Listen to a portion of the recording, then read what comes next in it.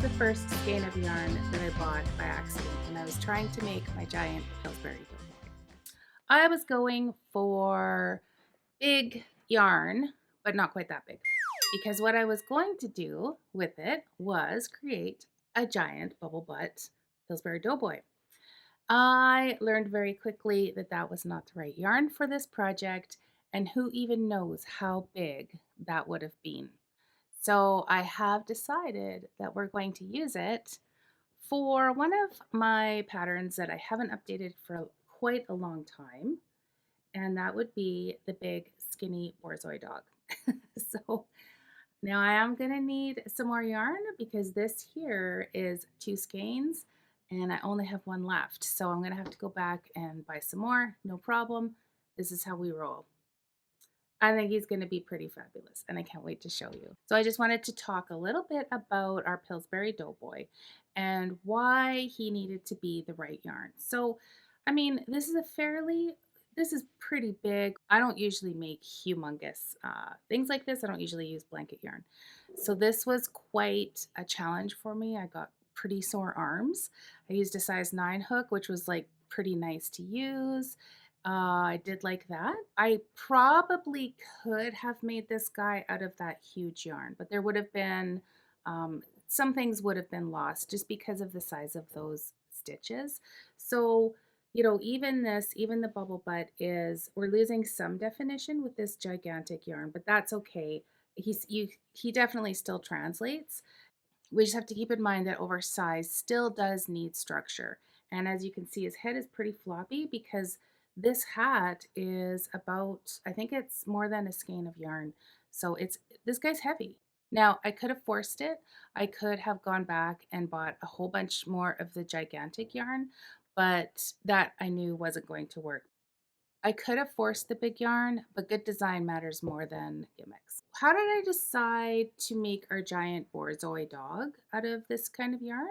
Well, because it's so straightforward and there's not a lot of shaping to this guy. He's just kind of like a gigantic tube almost. And I think that's important. I think when you're working with big, huge yarn or yarn that is unique, you need to kind of match it to the project.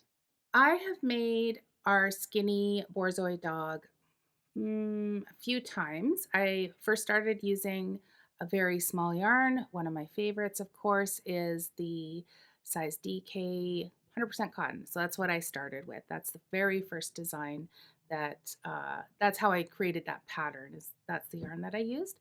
And then I moved up and I used a yarn that was probably similar to the one that I used for our Pillsbury Doughboy.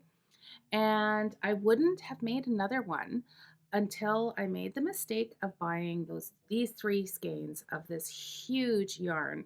By the way, I have had to use a gigantic needle as well, or a yarn hook. Here it is. So it's like, I think it's a size 19 or something ridiculous. Anyways, it's huge. And this guy's getting heavy because we've stuffed him and I need to take breaks in between making this guy because holy smokes, that thing is heavy. What have I learned through this? Well, mistakes are made, but no big deal. Like you just roll with it. I had to kind of wait for a couple days to see what kind of project I was going to be doing using that humongous yarn because it's not cheap. It's not cheap, that yarn. And I didn't want to return it. I actually did want to use it. It's really soft and I like the texture of it. And I just thought these huge stitches are kind of cool. What could I do with it? So, but I needed some time to kind of just not think about it and just allow something to bubble up. And that's come with experience. Just letting something breathe, giving something time to kind of work itself out. So trusting your instincts and knowing that something is going to bubble up. You don't have to force it. You don't have to force a project. Well, on to something new. So it's the beginning of a new year, and I tend to do a lot of reflection at the end of the old year and then into the new year, really thinking about what do I want out of the next year. And as I get older, like through experience, I realize that some things have more value. In the new year, I'm not going for perfection. and I'm not going for forcing myself to do things that I don't want to do. So that's become something that's really become important to me, is just being able to listen to ideas and allow them to come up instead of fighting them, instead of forcing writing or developing a pattern that I don't really want to. I do still have a schedule. I have a list of things that I want to accomplish. Um, these little guys back here, they are the top of my priority list. I am working hard at creating that final package of the Sesame Friends and then developing a book on it. But in the meantime, I am giving myself some space and time to do that rather than just like zeroing in on it, going really hard, putting my head down and fighting it and not enjoying it. It's really about letting my ideas and my projects be fun. I really need that in my life. If things are not fun, it sort of translates over into other areas of my life. So, what I'm doing really truly is choosing joy without losing standards.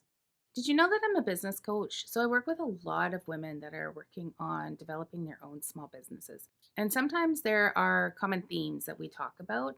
And some of those themes include things like pricing, which we've talked about here. They talk about taxes, which, depending on your country, I can speak to Canadian taxes.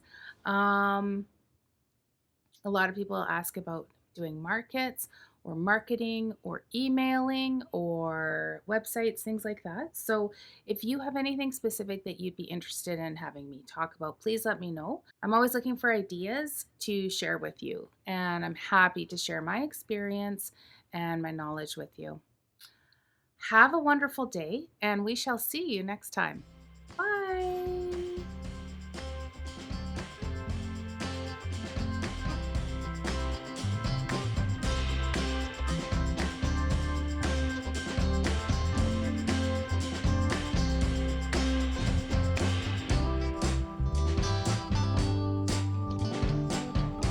Hi there. Join me today to make a gigantic Pillsbury Doughboy out of blanket yarn with the bubble butt.